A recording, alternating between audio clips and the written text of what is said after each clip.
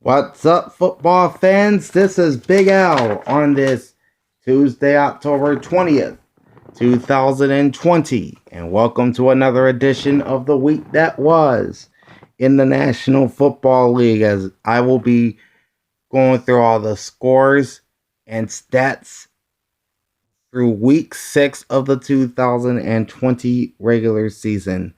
And boy, this was a pretty interesting week. We had a couple upsets on the board, including the Vikings falling flat against the Falcons. We also had the Philadelphia Eagles nearly pulling off an upset, a comeback upset, I may add, against the Baltimore Ravens. The Super Bowl champs get back on track, and Kyler Murray and his homecoming to the Metroplex balled out. Well, not exactly balled out, but his defense for sure balled off. So did the running game for the Cardinals, as they just dismantled the Cowboys.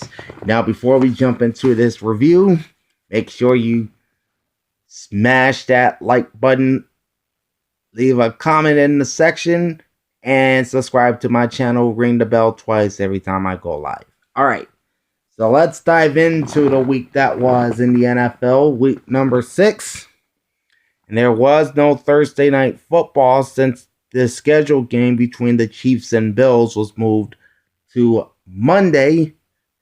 So you'll be getting those numbers towards the end of this video. Plus, my week 7 power rankings are also coming up at the end, so stick with me for that.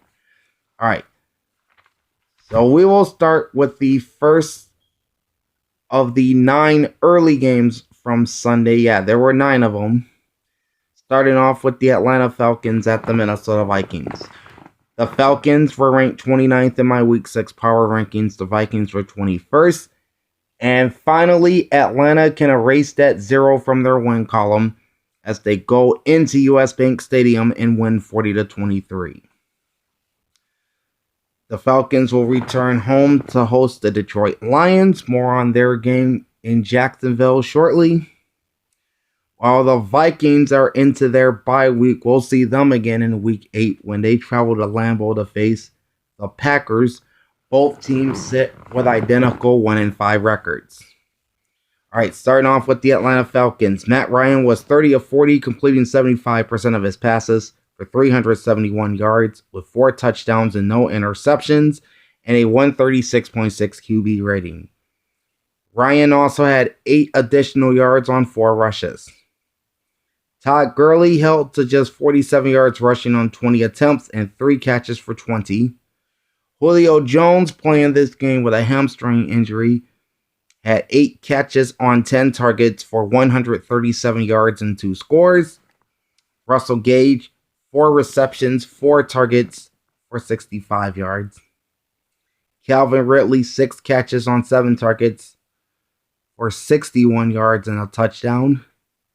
Hayden Hurst also got in the end zone, 4 receptions on 4 targets for 87 yards and a TD. The defense in tackles was led by A.J. Terrell, 6 tackles, 5 solo, plus 1 pass defense and an interception. Foye Olakun, 3 tackles, 1 pass defense, 1 interception.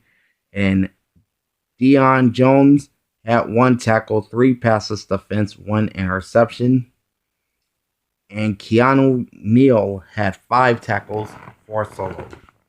For the Minnesota Vikings, Kirk Cousins was 24 of 36, completing 66.7% of his passes for 343 yards with 3 touchdowns and 3 interceptions.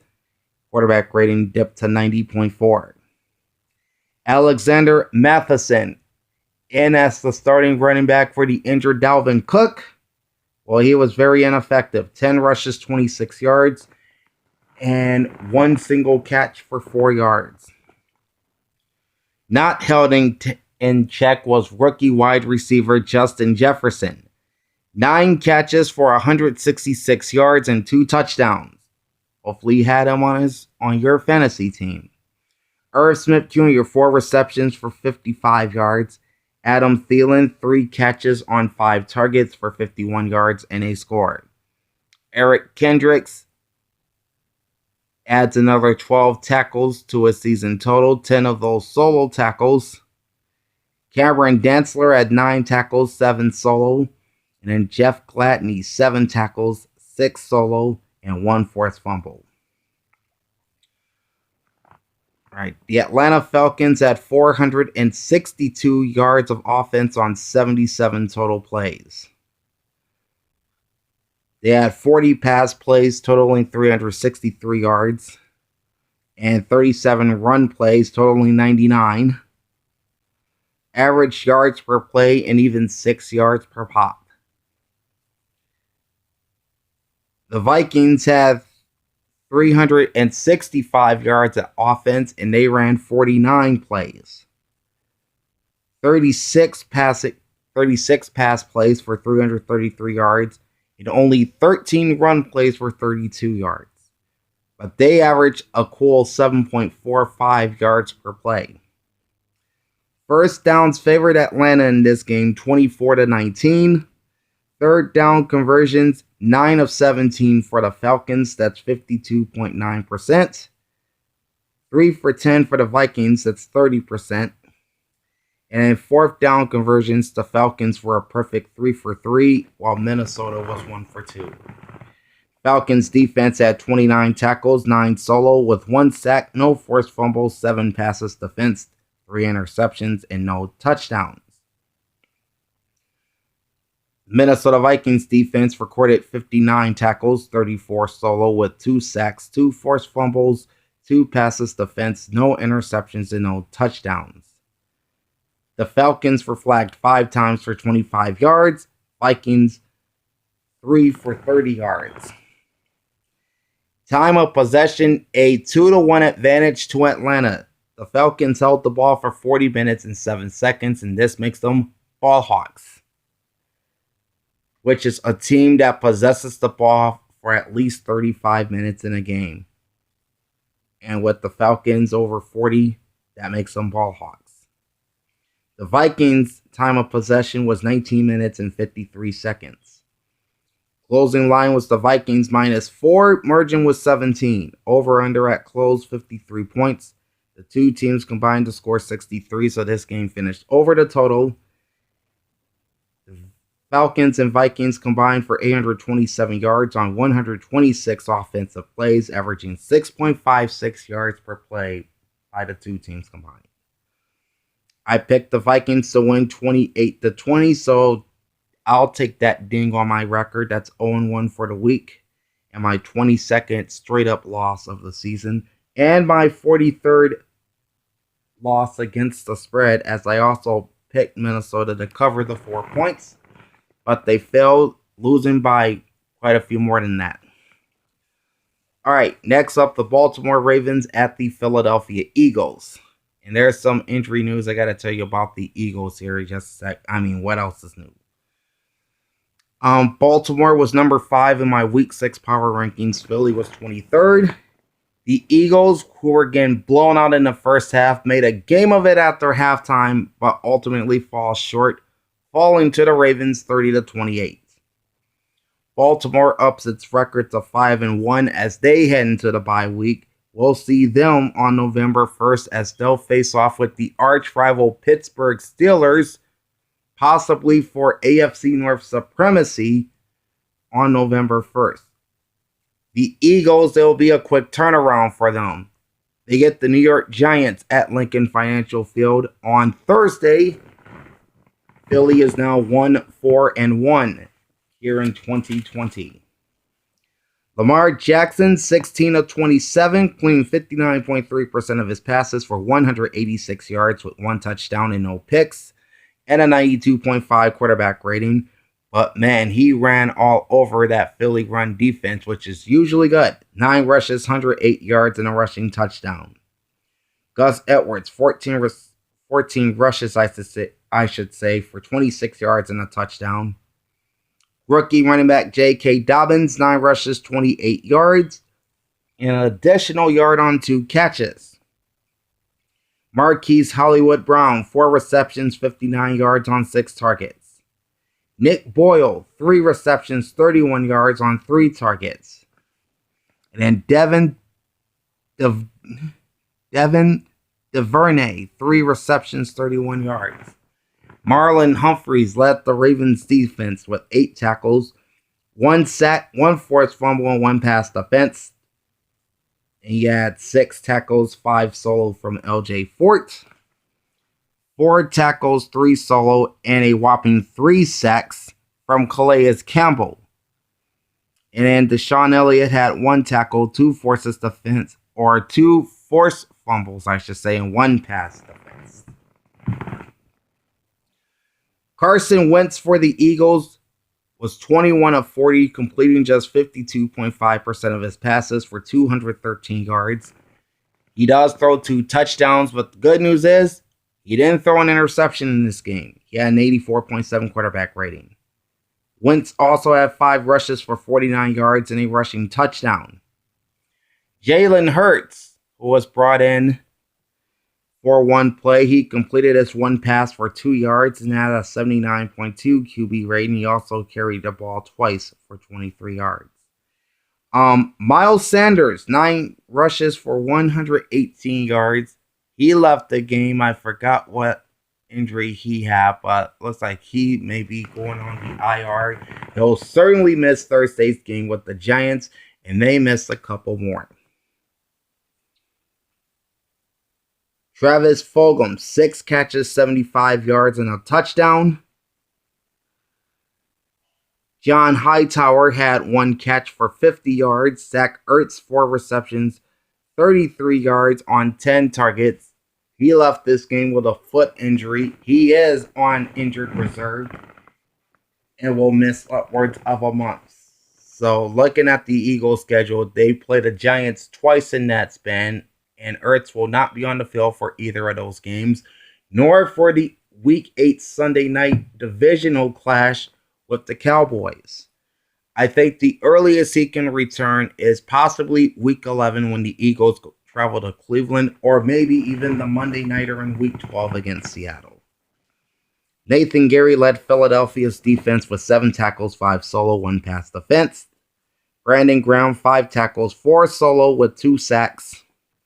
Alex Singleton had 4 tackles, and this is the first time that Philadelphia played 6 games to start a season, and they had 1 win in those 6 games. This is the first time that's happened since 1998. Ray Rhodes was the head coach, and this was the year before the Eagles hired Andy Reid as their coach. All right. The Ravens had 355 yards on 65 offensive plays, ran 27 pass plays for 173 yards, 38 running plays for 182. Average yards per play was 5.46. The Eagles had 364 yards of offense on 59 offensive plays, 41 passes for 170 yards, 18 runs for 194. So they didn't run it all that much, but they were very effective when they did. Average yards per play, 6.17. First downs favored the Eagles. They had 19 to the Ravens' 17. And both kind of struggled a bit on third down. Well, the Eagles especially struggled on third down. They were 3 for 12. That's 25%. Baltimore was 6 for 16, which is 37.5%. Philly was 1 for 3 on fourth down attempts, 33%. Baltimore did not have a fourth down play in this game.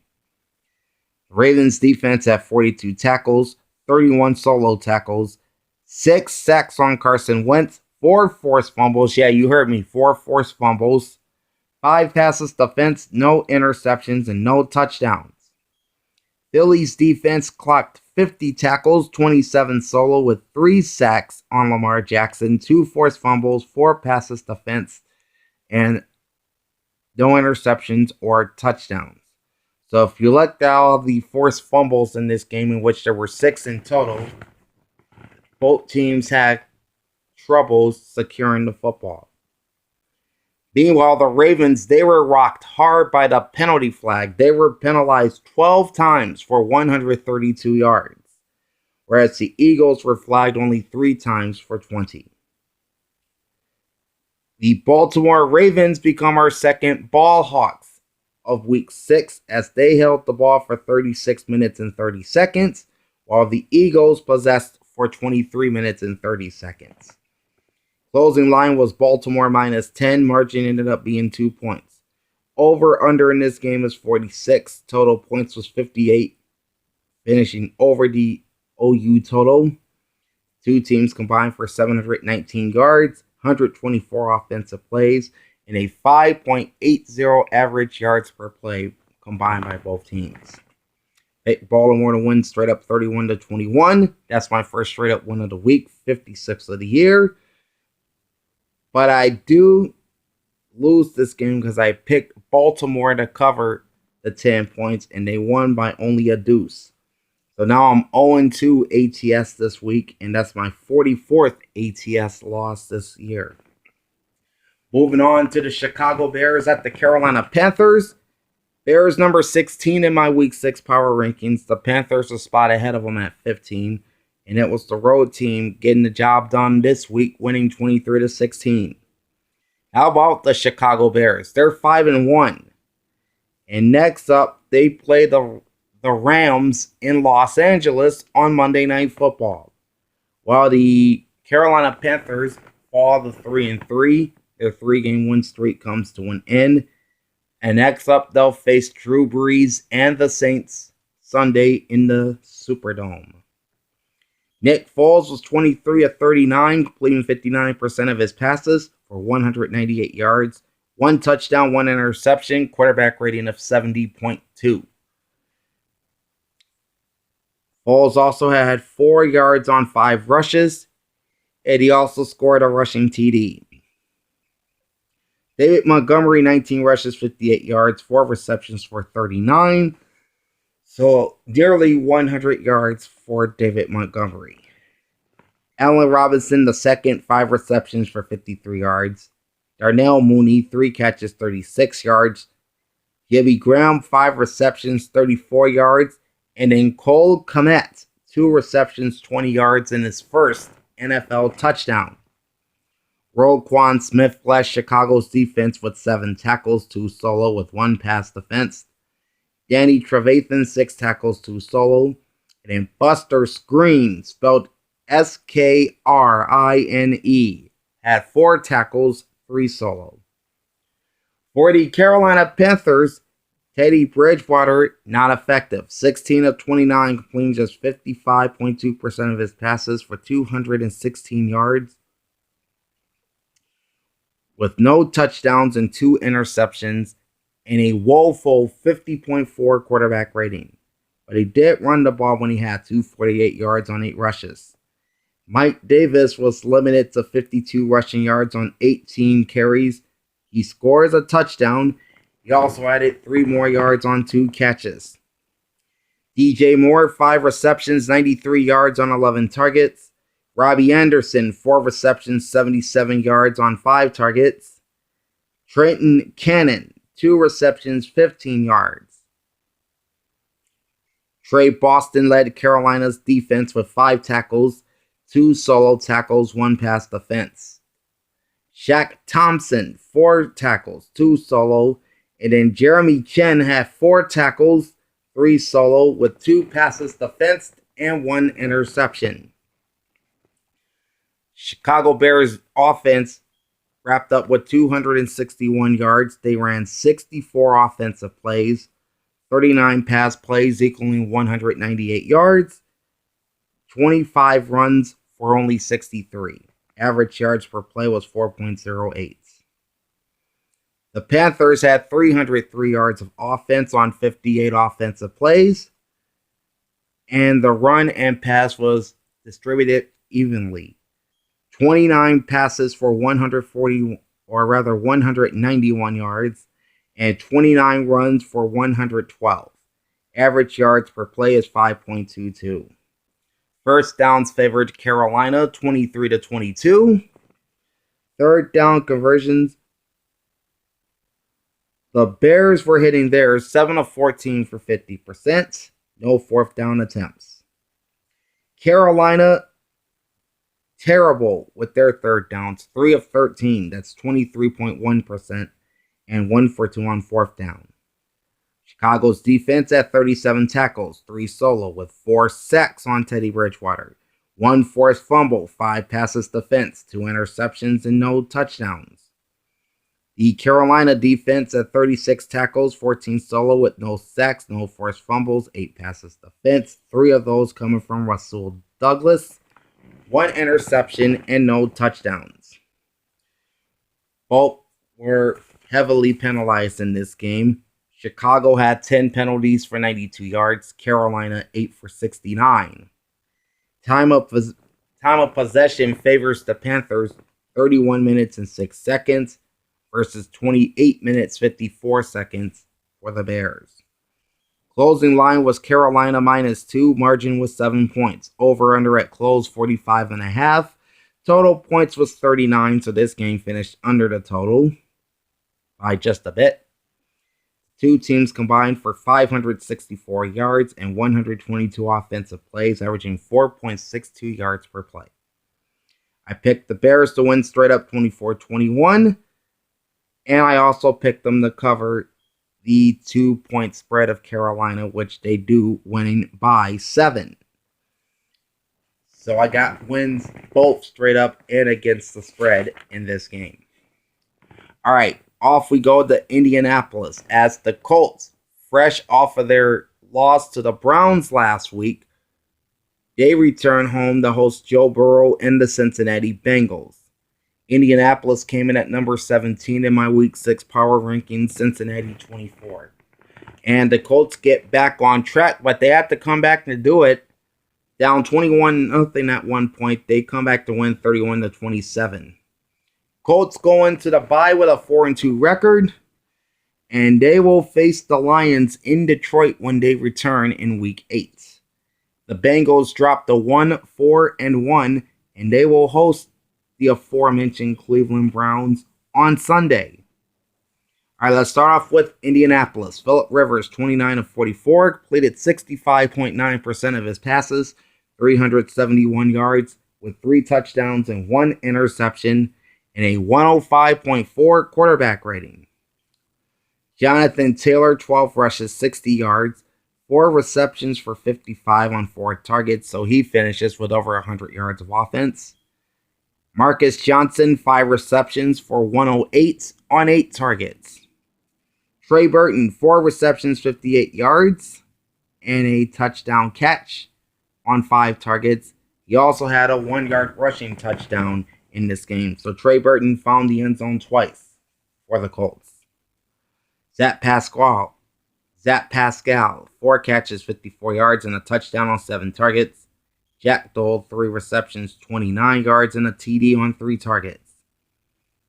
Khari Willis led Indy's defense with 10 tackles, 1 pass defense. Kenny Moore II with 7 tackles, 6 solo, and 2 passes defense, and then Anthony Walker with 7 tackles. For the Cincinnati Bengals, rookie Joe Burrow, 25 of 39, completing 64.1% of his passes, 313 yards, no touchdowns, 1 interception, and a 78.3 quarterback rating. Also carried the ball 3 times for 2 yards and a rushing score. Joe Mixon, playing through a foot injury, had 18 rushes, 54 yards, and a touchdown, 2 receptions, 15 yards on 3 targets. Giovanni Bernard, 8 rushes, 15 yards, and a touchdown, 3 catches for 13. T. Higgins, 6 receptions, 125.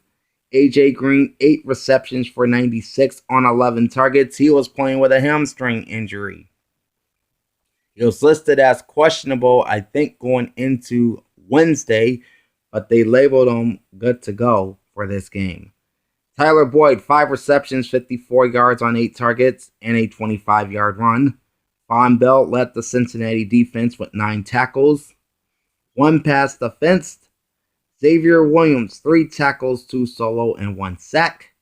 And then Jesse Bates III at 5 tackles, 1 pass defense, and an interception.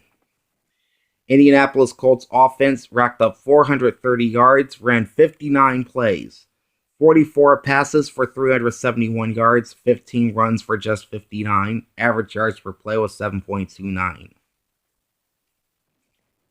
The Cincinnati Bengals at 398 yards, ran 71 plays, 39 passes for an even 300 yards, 32 runs for 98. They averaged 5.61 yards per play.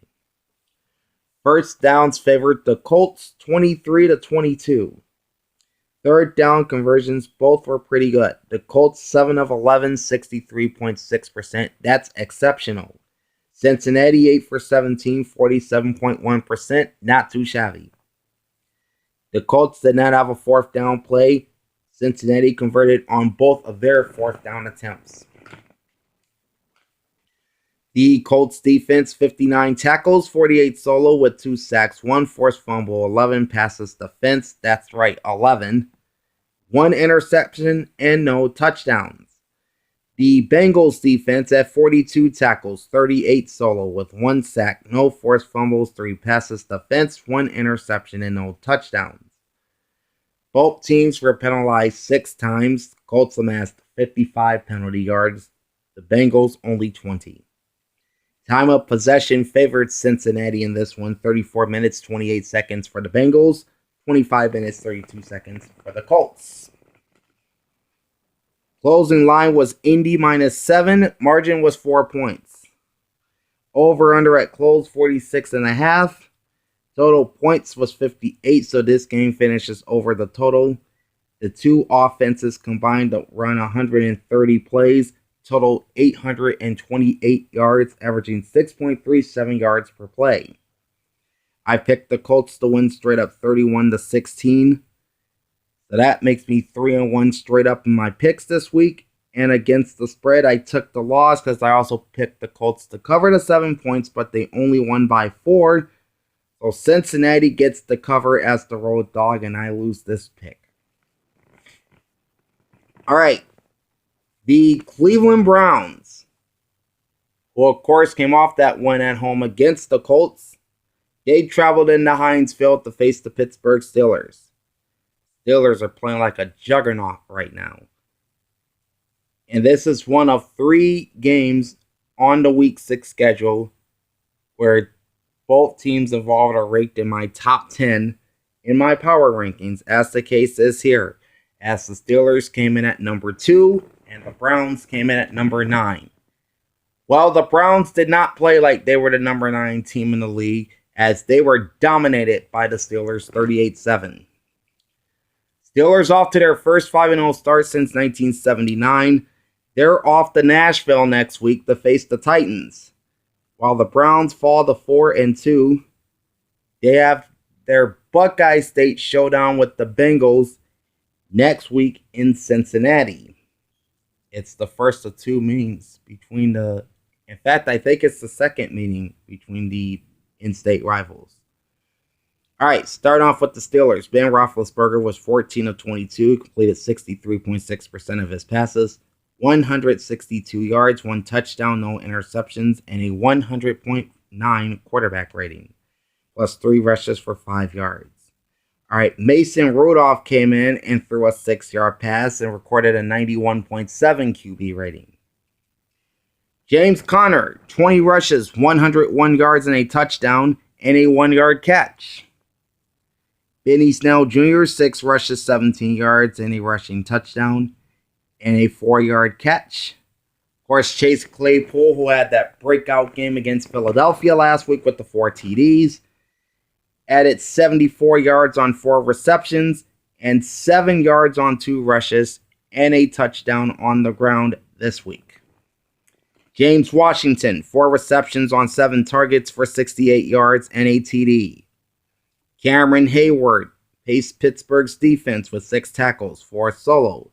Robert Spillane, 5 tackles, 4 solo. And Bud Dupree had 4 tackles and 2 sacks. For the the Cleveland Browns, Baker Mayfield, 10 of 18, 55.6% of his passes, 119 yards, 1 touchdown, 2 picks. He finishes with a 54.9 quarterback rating, plus a 5-yard rush. He was benched in the third quarter, but will start against the Bengals on Sunday. He was also playing in this game with injured ribs. So after Mayfield was lifted, they put in Case Keenum, and he was 5 of 10, completing 50% of his passes for 46 yards, no touchdowns, no picks, and a 62.9 quarterback rating. Kareem Hunt was out in check by the Steelers' run defense, only 40 rushing yards on 13 carries, 2 catches for 17. Austin Hooper, 5 receptions, 52 yards on 6 targets. Jarvis Landry, 3 receptions, 40 yards on 5 targets. He was playing with an injured hip and injured ribs. Odell Beckham Jr., who was a little bit under the weather going into this week, had 2 catches for 25 yards on 4 targets, so a very limited workload for OBJ this week. Same for Rashard Higgins, who only had 1 catch, which went for a 13-yard touchdown. He was targeted twice. BJ Goodson, 5 tackles, half a sack. Malcolm Smith, 5 tackles. Andrew Sendejo, 4 tackles, 1 solo. And Shedrick Bourne, 4 tackles, 2 solo, and half a sack. Pittsburgh Steelers offense totaled just 277 yards, ran 60 offensive plays. 23 passes for 148 yards, 37 rushes for 129, averaged 4.62 yards per play. The Browns were held to only 220 yards and ran only 50 offensive plays. 28 passes for 145 yards, 22 runs for 75. Average yards per play just 4.4. Not a lot of first downs in this game. The Steelers had 18 versus 12 for the Browns. Third down conversions were a struggle for both teams. 5 of 14 for Pittsburgh, that's 35.7%. They were also 2 for 2 on fourth down. Late down situations, in particular for the Browns, they were a struggle. 1 for 12 on third down, 8.3%, not good. 0 for 3 on fourth down, again, not good. Pittsburgh's defense had 42 tackles, 24 solo, with 4 sacks. With 4 sacks on Baker Mayfield, 1 forced fumble, 7 passes defense, 3 from Joe Hayden, with 1 interception and no touchdowns. All right, the Browns defense had 43 tackles, 18 solo with 2 sacks on Big Ben. No forced fumbles, 5 passes defense, no interceptions, and no touchdowns. The Steelers were flagged 6 times for 45 yards. Browns were penalized 7 times for 55. Time of possession favored Pittsburgh, 34 minutes 6 seconds. Browns 25 minutes 54 seconds. Closing line, Steelers -3, margin 31 points. So this was the biggest margin of victory for any team in Week 6. Over-under at close is 50. The 2 teams combined for 45 points, so they just missed that total by a handful. 2 teams combined for just 497 yards on 110 offensive plays, with a combined average yards per play of 4.52. Picked the Steelers to win 34-24, and I also picked them to cover the 3 points, which they do so with ease, winning by 31. All right, Broncos and Patriots. This game was supposed to play last week, but was postponed to this week. Denver comes in number 25 in my Week 6 power rankings. New England number 13. I think the Patriots are going to fall further in my power rankings. More on them at the end of this video, so stay tuned. Broncos win 18-12. They go to 2-3. And next up, they get the defending Super Bowl champion Chiefs at Mile High. While the Patriots also 2-3. They stay in Foxborough to host the banged-up 49ers.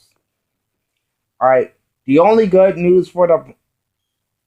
One big piece of big news, I should say, for the Denver Broncos is Drew Lock came back at quarterback. The bad news is he was not that great. 10 of 24, 41.7% of his passes completed for 189 yards with no touchdowns and 2 INTs and a 34.9 quarterback rating. Not what you'd expect from your quarterback in his first game back from injury. Philip Lindsay, 101 yards rushing on 23 carries. Tim Patrick, 4 receptions for 101 yards on 6 targets. Oh boy, I'm going to have fun pronouncing this name. Albert Ogwun. I'm not even going to attempt that. But anyway, he had 2 catches for 45 yards. I'm not even going to try to mention his name. His last name anyway. Jerry Jeudy limited to 2 catches and 32 yards. Justin Samuel, 8 tackles. Michael Ojamula, 7 tackles, 2 forced fumbles, 1 pass defense. And AJ Johnson, 5 tackles, 1 solo. And this one very significant for the Denver Broncos. It's their first win against the Patriots in Foxborough since 2006. I think Mike Shanahan was still the coach at that time. I'm not sure. Cam Newton for the Patriots was 17 of 25, completing 68% of his passes, 157 yards, no touchdowns, and 2 interceptions, and a 51.6 quarterback rating. So, quarterback play in this game, not particularly good on either end. Newton added another 76 yards and 10 carries and a rushing touchdown on top of that. So he pretty much made up for his bad passing performance. James White held to 8 yards rushing on 4 rush attempts, but had 8 catches for 65 yards on 9 targets. Damiere Byrd and Ryan Izzo each recorded 3 receptions for 38 yards. Julian Edelman, 2 catches on 6 targets, only 8 yards on the day, but he did complete 2 passes for 38 yards and a 118.8 quarterback rating. Jawan Bailey led New England's defense with 8 tackles, 4 solos, and a half a sack. Adrian Phillips and Devin McCourty each recorded 5 tackles for the Patriots. Total yards for the Broncos, 299. They ran 61 offensive plays. Only 24 passes for 164 and 37 runs for 135. They averaged 4.9 yards per play. The Patriots had 288 yards of offense on 52 plays. 27 passes for 171, 25 runs for 117. So again, the run and pass pretty much distributed evenly for the Patriots. Average yards per play, 5.54. First downs favored Denver, 15-14. Third down conversions were a struggle for both teams. Broncos were 4 for 14, that's 28.6% with no 4th down attempts. Patriots 4 of 13 on 3rd down for 30.8%, and they were also 1 for 2 on 4th down. Denver's defense had 42 tackles, 15 solo with 4 sacks, 2 from Malik Reed, 3 forced fumbles, 6 passes defense, 2 interceptions, and no touchdowns. The Patriots defense recorded 41 tackles, 15 solo with 2 sacks, no forced fumbles, 5 passes defense, 3 from Jonathan Jones, 2 from J.C. Jackson, 2 interceptions, and no touchdowns. Penalties, not a lot to talk about here, as both played relatively clean games as far as the yellow laundry is concerned. Denver had 2 penalties for 20 yards. New England had just 1 for 4 yards. Time of possession favored the Broncos, 32 minutes and 30 seconds for Denver, 27 minutes 30 seconds for New England. Closing line was the Patriots -7. Margin was 6 points. Over under at close 44.5. This game finished well under that total as the 2 teams combined for 30 points, 587 yards of offense, and 113 offensive plays, averaging 5.19 yards per play. picked the Patriots to win straight up 24-10 and to cover the 7, which they failed to do on both occasions. So I lost both my straight up pick in this game and my against the spread pick. All right, let's jump to page 2 and let's talk about the Detroit Lions at the Jacksonville Jaguars. Both teams on the bottom end of my power rankings. Detroit at number 22 going into week 6. Jacksonville at 28. And it's the 22nd ranked Lions going into Duval and beating up Jacksonville 34-16. The Lions move their record to 2-3, and next week they have another winnable game as they visit the Falcons in Atlanta. Jacksonville, meanwhile, drops to 1-5. They will face the Chargers next week in LA. Matthew Stafford was 19 of 31, completing 61.3% of his passes for 223 yards, 1 touchdown and 1 interception, and an 80.4 quarterback rating. Also carried the ball 5 times for 14 yards. DeAndre Swift had himself a great game. 14 rushes, 116 yards, 2 scores on the ground, plus 3 receptions for 7 yards. So that's 123 yards on 17 total touches for Swift. Adrian Peterson, who was also feeling a little under the weather, he had a bit of a limited workload in this game. Only 40 yards rushing and a touchdown on 15 carries. Plus an 18-yard catch. Kenny Golladay, 4 receptions on 6 targets for 105 yards. Danny Amendola held to 31 yards on 2 catches. TJ Hawkinson, 2 receptions for 17 yards on 5 targets. And he did score a touchdown. Rookie Jeff Okudah led Detroit's defense with 7 tackles and 6 solo tackles. Tracy Walker, 5 tackles, 4 solo, 1 pass defensed. And then Darryl Roberts, 5 tackles, 4 solo, and 1 pass defensed. For Jacksonville, Gardner Minshew II, 25 of 44, completing 56.8% of his passes for 243 yards with 1 touchdown and 1 interception and a 70.6 quarterback rating. He also ran the ball 3 times for 14 yards and scored a rushing touchdown. James Robinson, 12 rushes, 29 yards, so he was held in check by the Lions D front.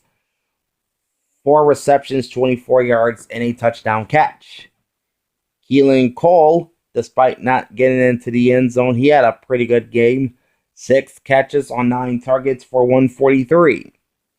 DJ Chark Jr. playing with an ankle injury. 7 receptions for 45 yards on 14 targets. So Minshew threw to Chark more than any other Jaguar receiver. Chris Thompson, 8 receptions, 15 yards. Josh Jones led Jacksonville's defense with 8 tackles, 7 solo. Joe Schobert, 7 tackles, 4 solo, 1 pass defense, and an interception. And C.J. Henderson at 4 tackles, 2 solo. Lions recorded 403 yards of offense, ran 70 plays. 31 passes for 223 yards. And 39 runs for 180. They averaged 5.76 yards per play. Jacksonville held to 275 yards on 60 offensive plays. 44 pass plays totaling 231 yards and 16 runs for a meager 44 yards. They averaged 4.58 yards per play. First downs favored the Lions, 25-16. Jacksonville was the superior third down team, 7 of 13 for 53.8%, while the Lions struggled in this department, 3 for 12 for 25%. Detroit, however, was 2 for 2 on their 4th down attempts, while Jacksonville was 0 for 2. All right, the Lions defense, 35 tackles, 16 solo, with 1 sack, 2 forced fumbles, 6 passes defense, 1 interception, and no touchdowns. Jaguars defense had 47 tackles, 34 solo, no sacks, no forced fumbles, 6 passes defense, 1 interception, and no touchdowns. The Lions were flagged 7 times for 60 yards, Jaguars 5 penalties for 56. Time of possession favored Detroit, 35 minutes, 57 seconds. That makes them ball hawks. Jacksonville, 24 minutes and 3 seconds. Closing line was Detroit -3. Margin was 18. Over under at close 52.5. These two teams put up 50 points, so they just missed it by that much. The two teams combined for 678 yards on 130 offensive plays, averaging 5.22 yards per play. I picked the Lions to win straight up 27-21 and to cover the 3-point spread. And I was right on both picks. All right. Now to the highest scoring game of the week. The Houston Texans ranked number 27 in my power rankings going into week 6. Visiting Nissan Stadium in Nashville to face Ryan Tannehill and the undefeated Tennessee Titans, ranked number 6. And this was a back and forth game for much of the afternoon, but it was a long touchdown drive in overtime and the running of a certain Titans running back that staked Tennessee to a 42-36 OT victory over Houston. And Tennessee remains perfect. They are 5-0. It's their first 5-0 start since 2008. Next up, they get the 5-0 Pittsburgh Steelers into Nissan Stadium on Sunday, while the 1-5 Texans return home to host Aaron Rodgers and a very angry pack of Packers, as I will tell you in just a little bit how they did against the Bucs. All right, Ryan Tannehill, very sharp again, 30 for 41, completing 73.1% of his passes, 364 yards, 4 touchdowns. He did throw an interception. Quarterback rating very robust at 122.4. But the player of the game, and I think the offensive player of the week in my mind in the NFL, has to be Derrick Henry. Listen to these numbers. 22 rushes, 212 yards, and 2 rushing touchdowns. Oh, he wasn't done. Henry also added another 52 yards on 2 catches. So if you add that up, that's 264 yards on 24 total touches for Derrick Henry. And I think they have more offense than the New York Giants did. In fact, if you look at these numbers, Derrick Henry nearly had as many yards by himself as the entire Jacksonville Jaguar offense had against Detroit. How crazy, right? But yeah, 264 total yards on 24 touches. That equals out to 11 yards per touch for Derrick Henry. Anthony Frisker, 8 receptions, 113 and a touchdown on 9 targets. Adam Humphries, one of the many Titans who was diagnosed with COVID-19 in that mini outbreak from a few weeks ago.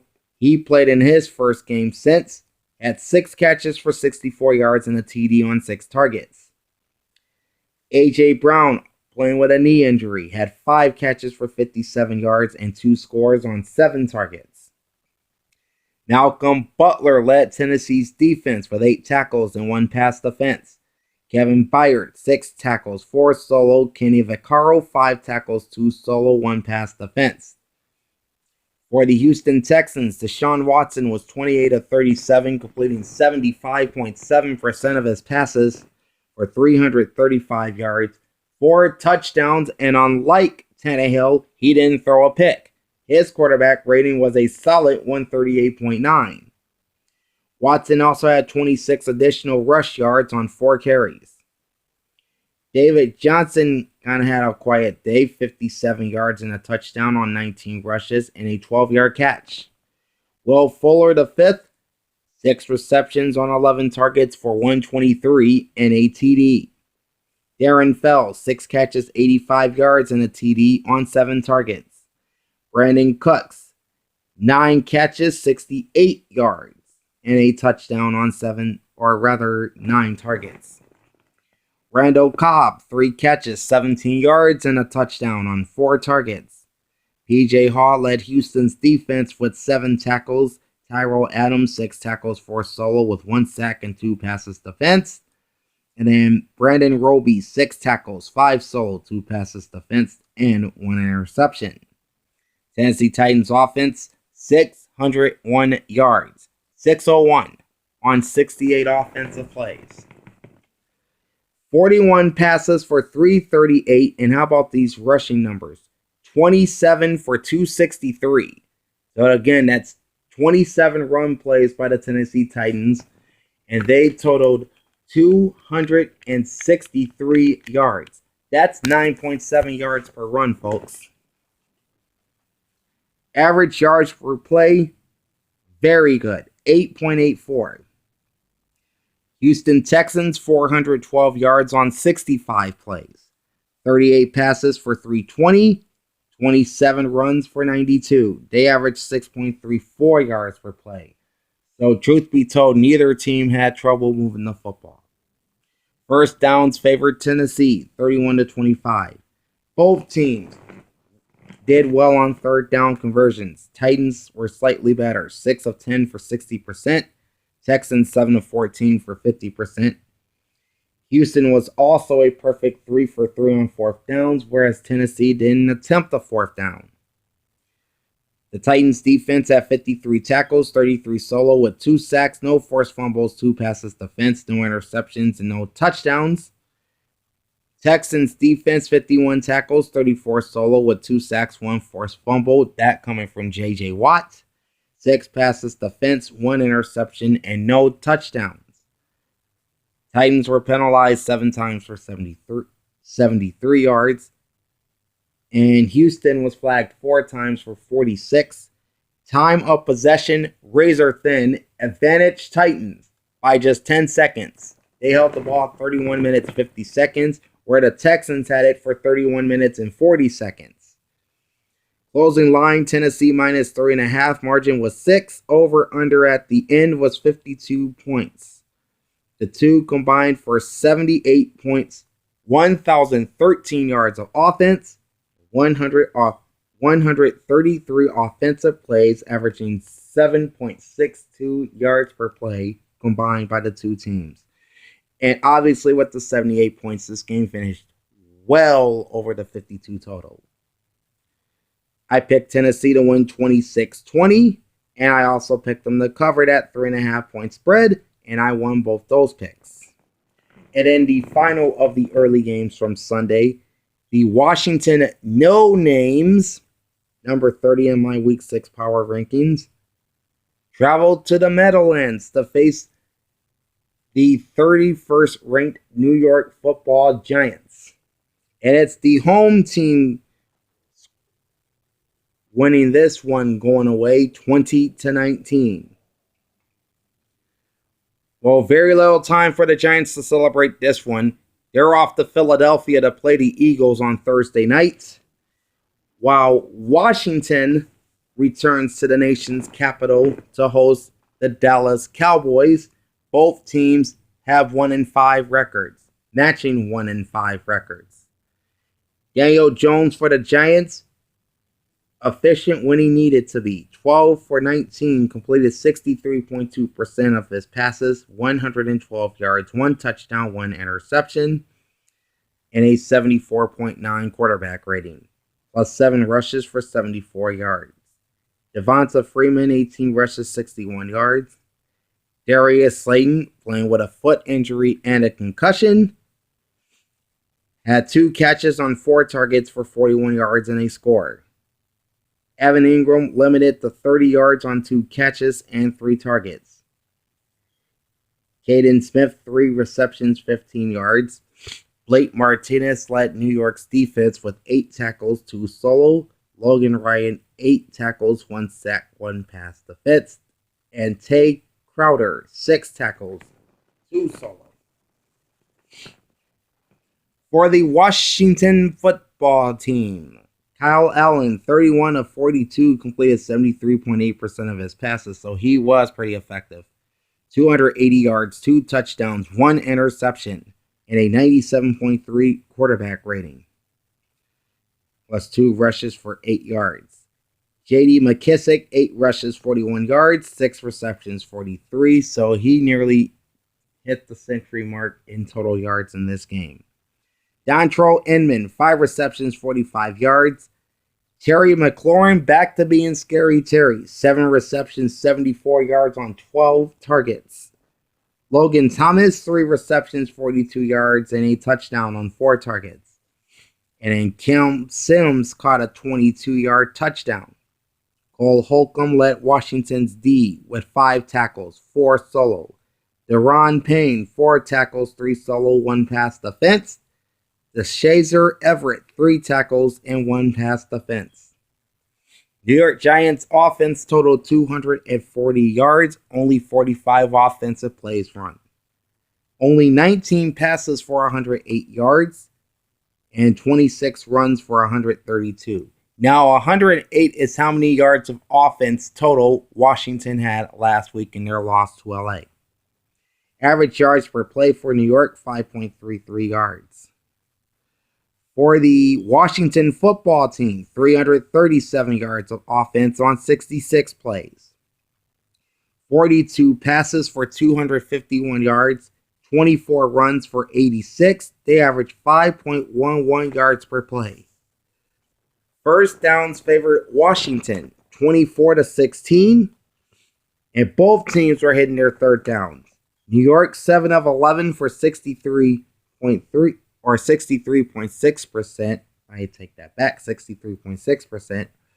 Washington was 8 for 15, 53.3%.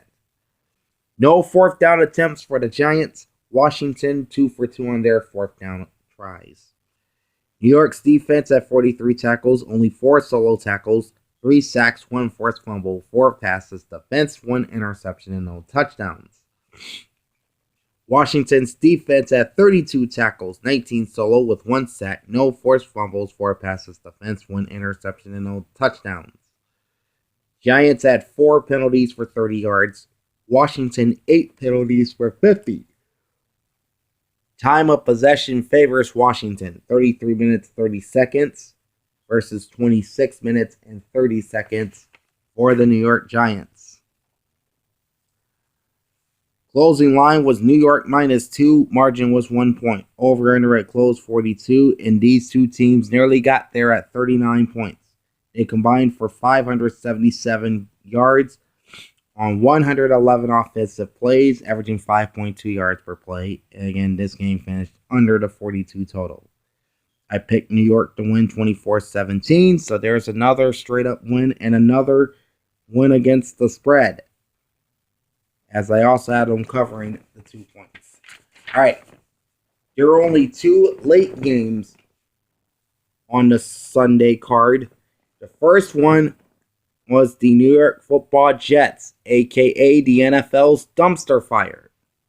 Number 32 in my power rankings, and an 0-5 record as they went down to South Beach to face the Miami Dolphins, fresh off of their beat down of San Francisco on the road last week. They return home and keep the good times rolling as the Fish blank the Jets 24-0. By the way, Miami was number 20 in my Week 6 power rankings. So the Dolphins make it back-to-back wins, and they even their record at 3-3 going into the bye week. And they'll need this bye week because next up on their schedule, Jared Goff and the LA Rams visit South Florida on November 1st.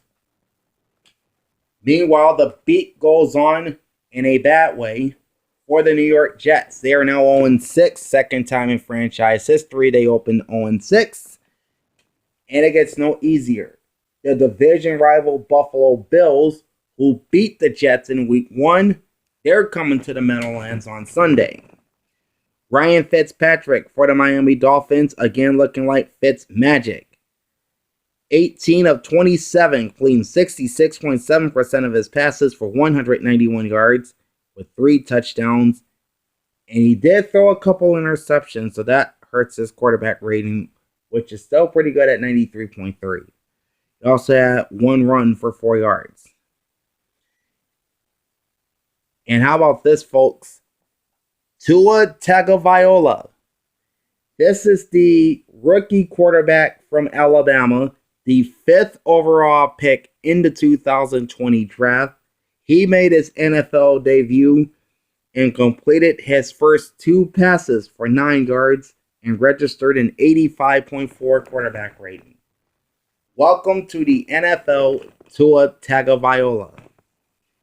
Myles Gaskin, 18 rushes, 91 yards, 4 receptions, 35 yards. So he finishes with over 100 on the day. Adam Shaheen, 3 receptions, 51 yards, and a TD. Jakeem Grant, 4 catches, 48 yards. Devontae Parker, 3 receptions, 35 yards on 8 targets. Preston Williams, 2 receptions, 18 yards, and a touchdown on 3 targets. Durham Smith had a 4-yard touchdown reception in this game for Miami. Pacing the Dolphins' offense were Eric Rowe, 7 tackles, 5 solo, 1 pass defense.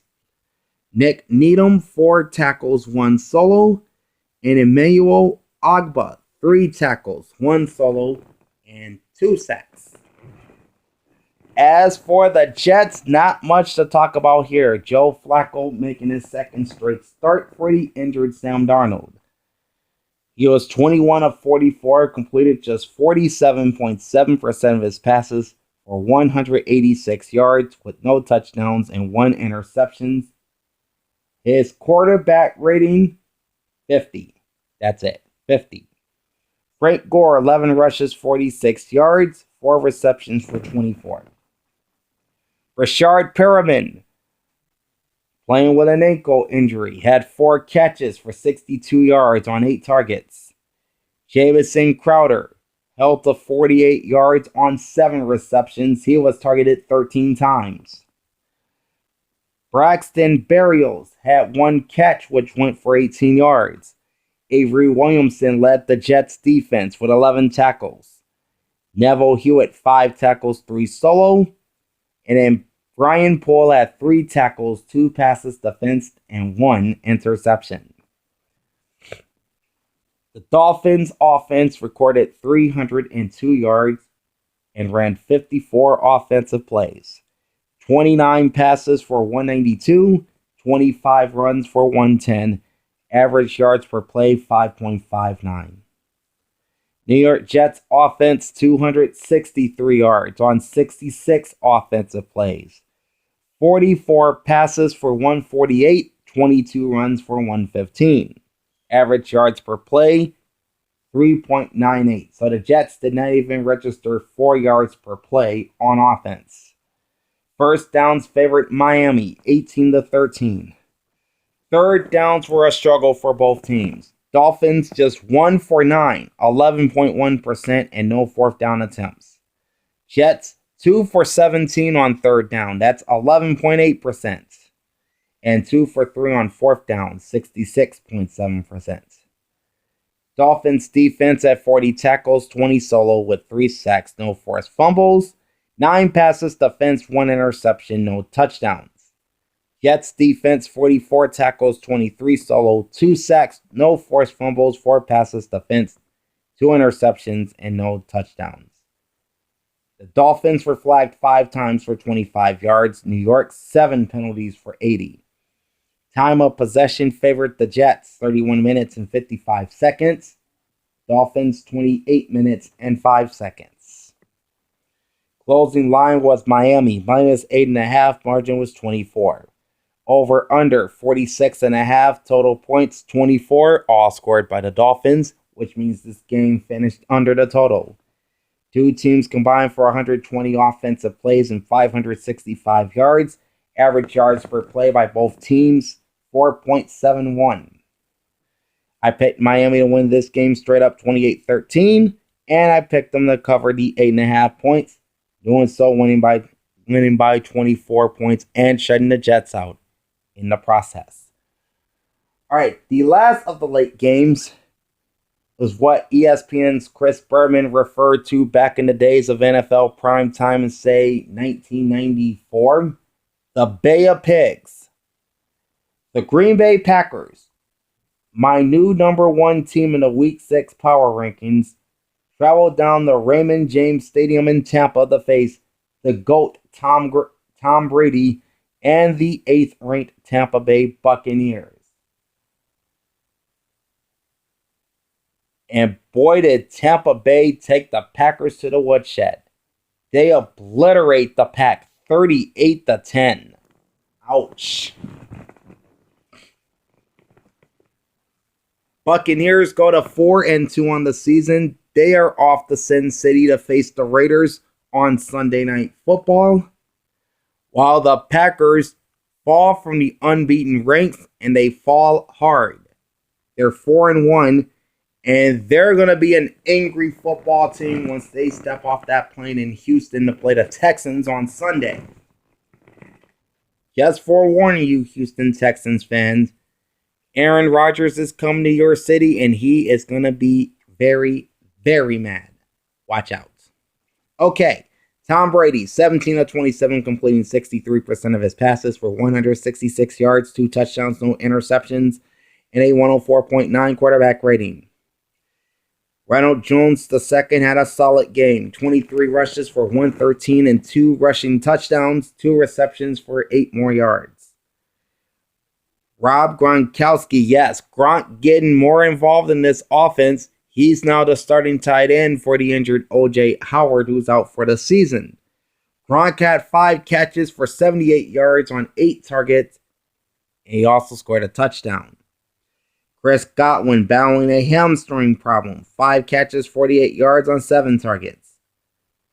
Tyler Johnson made his 1 catch for a 7-yard touchdown reception. Devin White, 9 tackles, 8 solo, 1 sack.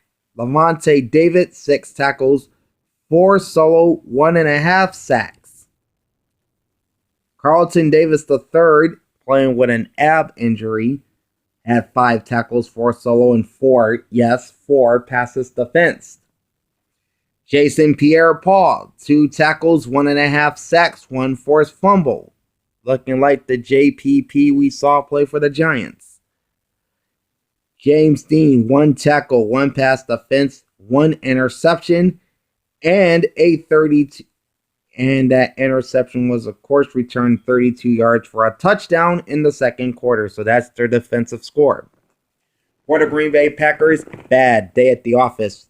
Aaron Rodgers, 16 of 35, just 45.7% of his passes completed. 160 yards, no touchdowns, 2 interceptions, and a 35.4 quarterback rating. Plus 2 rushes for 14 yards. Jamal, spelled with 2 A's, Jamal Williams, 4 rushes, 34 yards.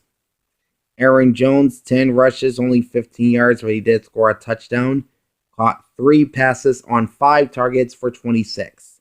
Devontae Adams, playing with a hamstring injury, 6 catches, 61 yards on 10 targets. Marquez Valdez-Scantling, 3 receptions, 32 yards on 5 targets. Robert Tonyan, 3 receptions, 25 yards on 4 targets. Chris Barnes, and Chris is spelled Krys in this instance. He had 7 tackles for a solo to pace the Bucs defense. Josh Jackson, 5 tackles for a solo. Meanwhile, Ty Summers and Darnell Savage each had 3 tackles and 1 solo tackle for the Packers. All right. The Buccaneers had 324 yards of offense on 63 plays, 28 passes for 166, 35 runs for 158, Average yards per play, 5.14. Green Bay limited to 201 yards of offense on 56 plays. 35 passes for only 107, and 21 runs for 94. Average yards per play, not good, 3.59. First downs favored Tampa, 21-13. Both teams pretty good on third down, I should say. 5 of 12 for Tampa Bay at 41.7%. They were slightly better. Green Bay, 7 of 17 on third downs, 41.2%. Neither had a fourth down attempt. The Buccaneers had 33 tackles from their defense, including 17 solo tackles, and how about 5 sacks on Aaron Rodgers? 1 forced fumble, 6 passes defense, 2 interceptions, and 1 touchdown, that being the 32-yard INT return by Jamel Dean. The Packers defense had 37 tackles, only 2 solos, with no sacks, no forced fumbles, no passes defense, no interceptions, no touchdowns. So all in all, a pretty quiet day for the Green Bay Packers defense. The Buccaneers were not flagged in this game. However, Green Bay did get penalized 6 times for 76 yards. Time of possession does favor Green Bay, 31 minutes, 37 seconds. Tampa Bay, 28 minutes, 23 seconds. Closing line is Green Bay -3. Margin was 28 points. Over under at close is 54. Total plays is 48. Or total points, I should say, was 48. So this game finishes under the total. Only 525 combined yards and 119 offensive plays by the two teams. That's a combined average yards per play of 4.41. I picked Tampa Bay to win this game 31-28, and I also picked them to cover Green Bay's 3-point spread, which they do both. And this has to be one of my more solid picks this year. I pretty much caught this when I made this pick. All right, jumping to Sunday Night Football. The Los Angeles Rams, number 12 in my Week 6 power rankings, headed up to Levi Stadium to face the injury-riddled San Francisco 49ers, ranked number 18, and taking the biggest drop in my Week 6 power rankings, falling 9 spots last week. And in a must-win game for the 49ers, they truly delivered because San Francisco comes out with the 24-16 win against their long-standing NFC West rivals. So at the win, the 49ers are back at 500 with a 3-3 record. And now they hit the road to Foxborough to face the Patriots. The Rams dropped to 4-2, and they will host the Chicago Bears on Monday Night Football. Jimmy Garoppolo, who was benched last week, played the entire game this week. 23 of 33, 69.7% of his passes completed. 268 yards with 3 touchdowns and no interceptions, and a 124.3 quarterback rating, plus 4 rushes for 8 yards. All right, Raheem Mostert, 17 rushes, 65 yards, 2 receptions for 11 yards. This before he left the game with that high ankle sprain. Again, this I think is the same ankle that he injured in I think it was the Jets game back in week 2, and it cost him to miss a couple of weeks. Looks like he set it back to IR, and will miss another couple of weeks. So he's likely headed back to injured reserve. Bad break for the Niners. JaMycal Hasty. He would be the next man up at running back for the 49ers, with Mostert on the shelf for the next few weeks. He had 9 rushes for 37 yards. George Kittle, typical game for him. 7 catches, 109 yards, and a touchdown on 10 targets. Deebo Samuel, 6 rushes, 6 receptions, 66 yards, and a touchdown. He did have a carry in this game, but it went for negative yardage, so we did not include that on the score sheet. Kendrick Bourne, 2 catches, 44 yards. Brandon Ayuk, 2 catches, 12 yards, and a TD. Dre Greenlaw led the Niner defense with 8 tackles. Emmanuel Mosley came into this game with a concussion, and it appears he didn't have no ill effects. He had 7 tackles, 3 passes defensed. Brett Warner had 6 tackles, 5 solo. And then Jason Verrett, 3 tackles, 2 passes defense, and 1 interception. Oh, and by the way, this is the Niners' first win at home. They had been 0-3 at Levi Stadium this year. For the Rams, Jared Goff was 19 of 38, completing 50% of his passes for 198, with 2 touchdowns and 1 interception, and a 72 quarterback rating. Darrell Henderson Jr., 14 rushes, 88 yards. Oh, and I also got to mention for Jared Goff, he also had a 10-yard run in this game as well, in addition to his passing numbers. Tyler Higbee, 3 catches, 56 yards, and 4 targets. Robert Woods, 4 catches, 29 yards, and a touchdown on 10 targets, 2 rushes for 11. Josh Reynolds, 2 receptions, 45 yards, and a touchdown. Van Jefferson, 8-yard reception, and an 8-yard pass. So Van Jefferson has a 100 quarterback rating as a passer. Micah Kiser led LA's defense with 7 tackles, 1 solo. Taylor Rapp, 6 tackles, 3 solo. John Johnson III had 5 tackles. 49ers offense totaled 390 yards on 70 offensive plays. 33 passes for 268 yards. 37 runs for 122. So a pretty balanced offensive attack from Kyle Shanahan. Average yards per play, 5.57. LA had 311 yards of offense on 58 offensive plays. And the passing numbers were a 2-to-1 clip for Los Angeles. 39 passes for 198. Only 19 runs the entire night for 113. Average yards per play was 5.36. San Francisco held the edge in total first downs with 24 versus the Rams 17. Both teams struggled with their third down conversions. The Niners were 5 for 13 for 38.5%. Rams were 4 for 12 for 33.3%. San Fran was 1 for 1 on fourth downs. LA 0 for 1.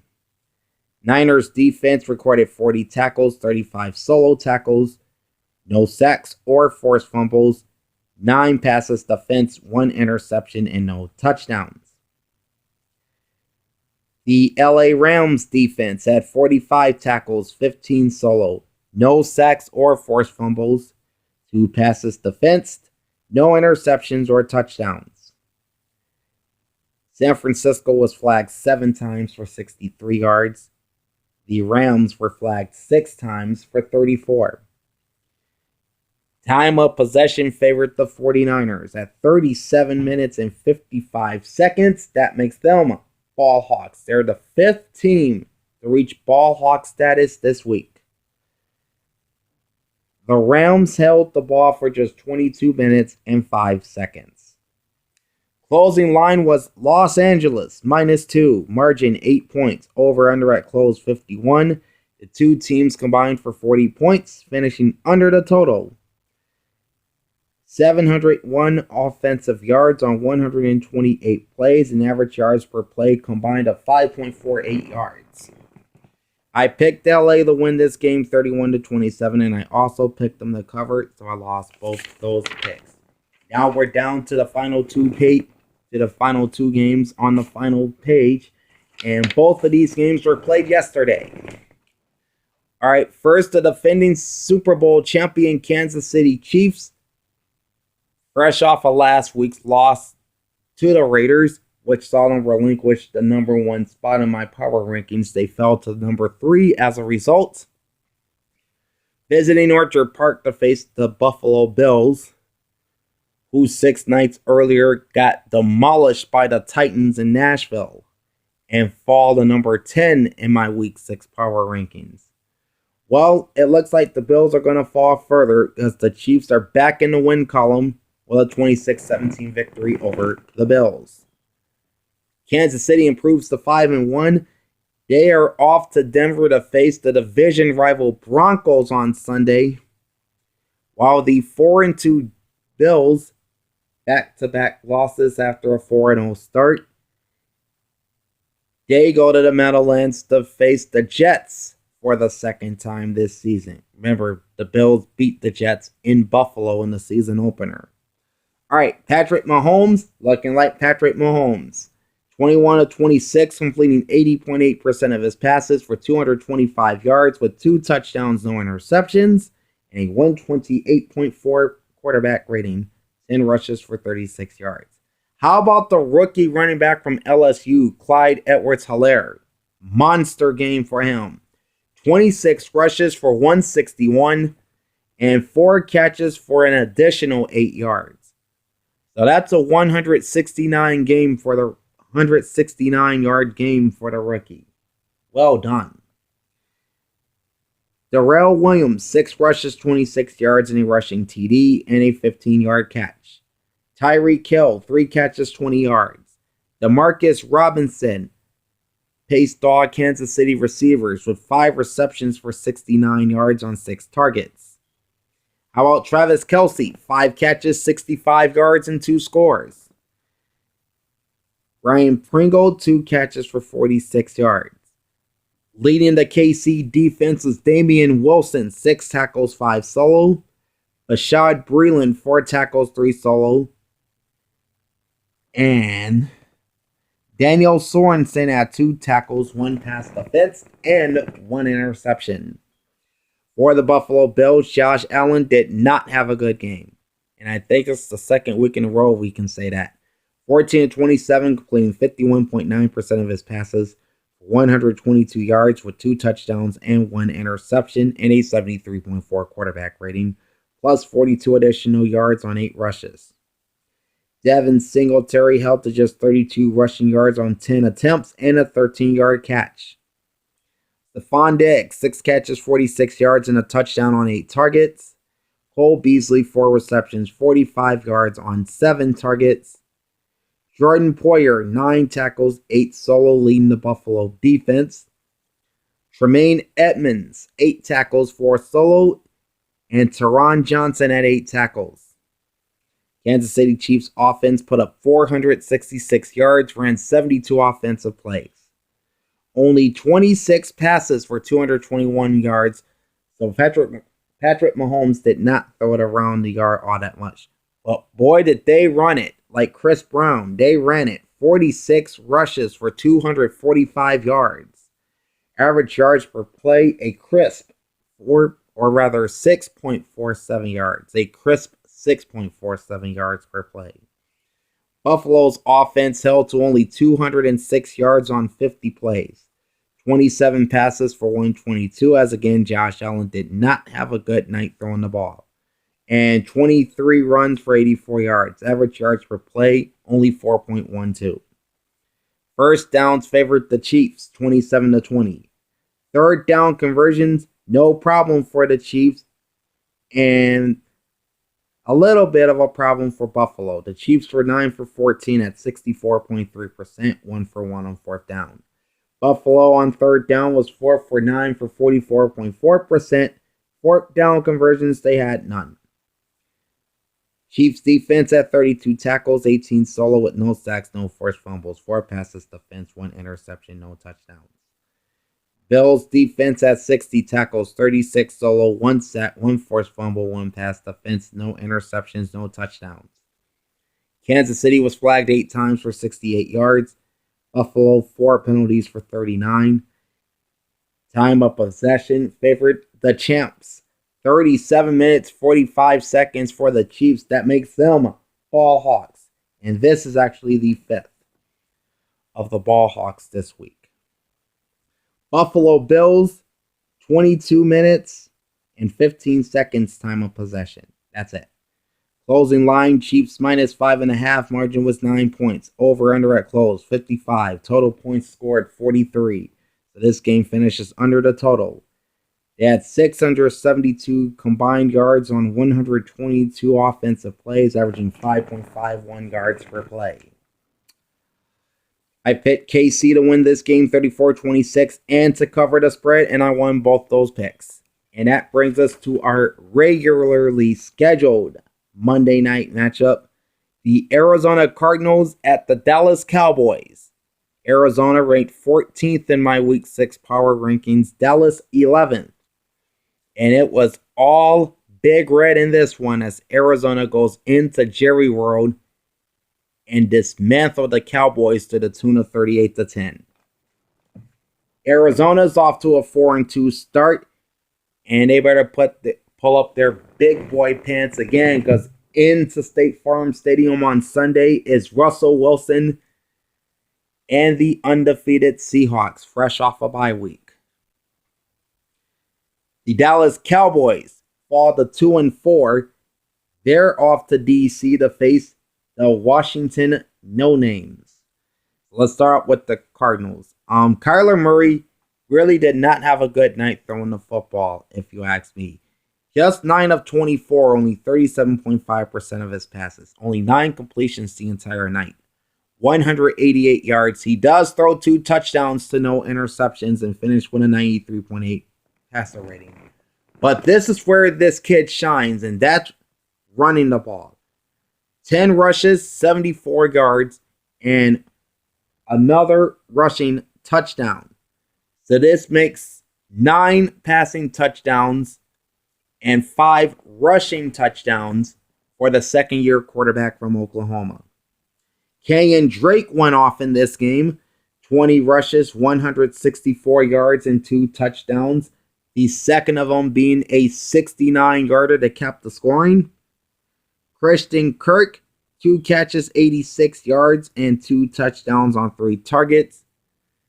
He had a 6-yard catch early in the second quarter, and then midway in the second quarter, he caught an 80-yard bomb from Kyler.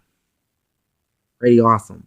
All right, DeAndre Hopkins, 2 receptions, 73 yards on 8 targets.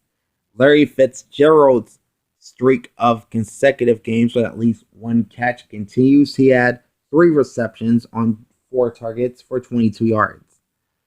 Patrick Peterson had 7 tackles and 6 solo. Ryan Murphy, 7 tackles, 6 solo, 2 passes defense. Ray Kirkpatrick, 4 tackles, 1 pass defense, 1 interception. Hassan Reddick, 4 tackles, 3 solo, 2 sacks. But the defensive star on Monday night, Budda Baker.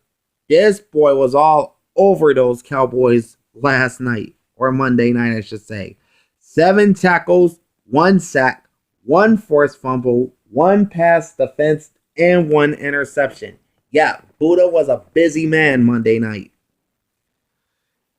As for the Dallas Cowboys, Andy Dalton making his first start in a Dallas uni for the injured Dak Prescott. Of course, he had that compound fracture in his ankle that caused Dak to miss the rest of the season.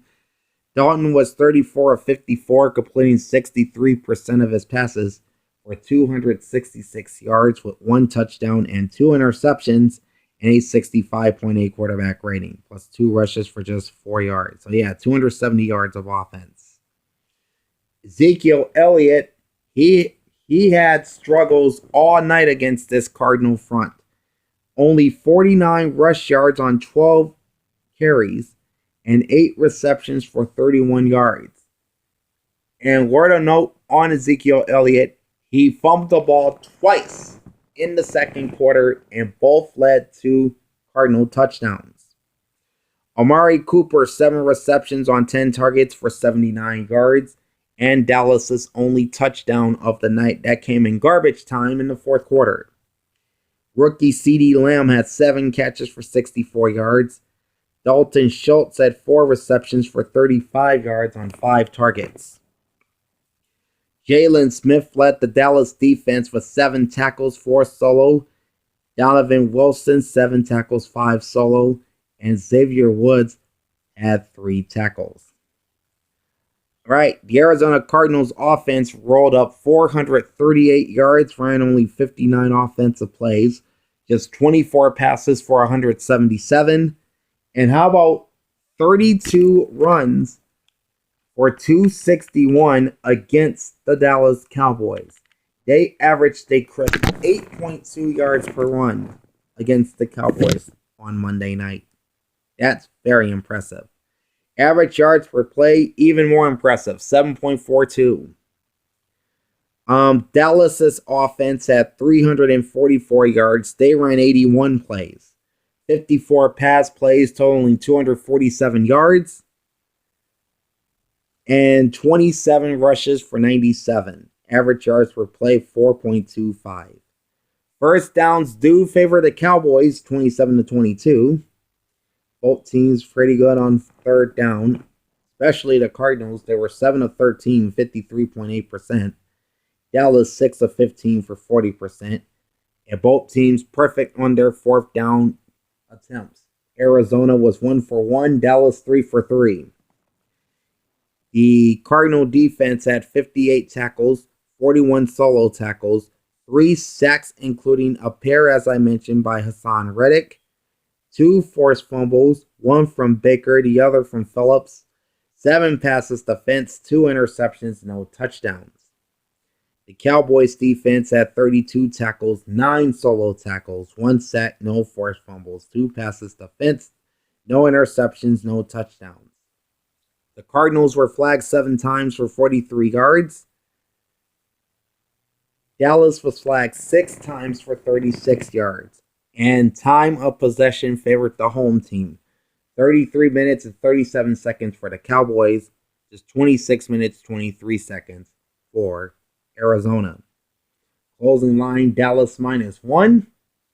Margin was 28. So this ties the second largest margin of victory in a game this week. Over-under at close was 56. The two teams combined to score 48, so this game finishes under the total.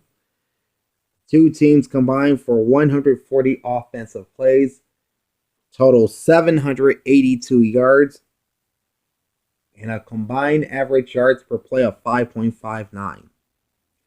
Picked Arizona to win this game straight up 28-23 and to cover the 1-point spread at the close for Dallas, which they do. And then some, winning by 4 touchdowns. Okay, so here are my records for my picks through 6 weeks.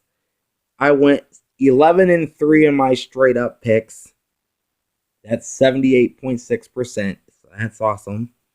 For the season, I am now 66-24-1, which is 73.1%. So I upped my season percentage in my straight up picks by a full percentage. And against the spread, where I picked each team that I picked to win, I also picked them to cover the spread. And it seems like this strategy worked. I went 8-6 against the spread. Now I'm 42-48-1. So I'm about 47% against the spread. All right, the Las Vegas Raiders, Los Angeles Chargers, New Orleans Saints, and Seattle Seahawks were all off in week 6. All right, one final note of business before we wrap things up. And that's my new Week 7 Power Rankings. Alright, and there is some shuffling at both the bottom and the top. We know the New York Jets are still at number 32. They are 0-6. They will host the Buffalo Bills in Week 7. Down one spot to 31 and hosting the Dallas Cowboys will be the Washington Football Team with a 1-5 record. Jacksonville also at 1-5. They're down 2 spots at number 30. They will visit the Chargers in Los Angeles. Number 29, up 2 spots from last week, are the 1-5 Giants. They play the Eagles in Philly on Thursday nights. Slipping down a spot to 28 with a 1-5 record are the Houston Texans. They're home for a very angry Green Bay Packers squad. At number 27, up 2 spots from last week, with a 1-5 record, are the Atlanta Falcons. They will host the Lions.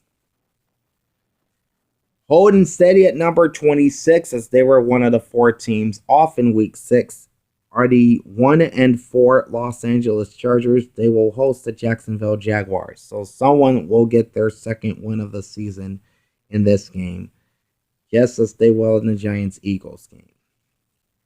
Slipping 1 spot to number 25 with a 1-4-1 record is the Cincinnati Bengals. They will host the Browns in the Battle of Ohio. Down 3 spots to number 24 are the Minnesota Vikings. They're 1-5 after their disappointing loss at home to the previously winless Falcons. They are in the bye week. Staying put at 23 for a second straight week are the Philadelphia Eagles with a 1-4-1 record. They will host the Giants Thursday night. And hopefully a chance to get back on track for Philly. I mean, they played both the Steelers and Ravens tough, but just came up short in both those games.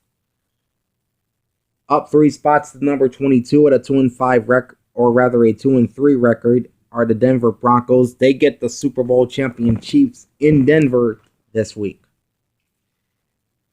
Inching up a spot to 21, also with a 2-3 record, are the Detroit Lions. They're off to the ATL to face Matty Ice and the Falcons.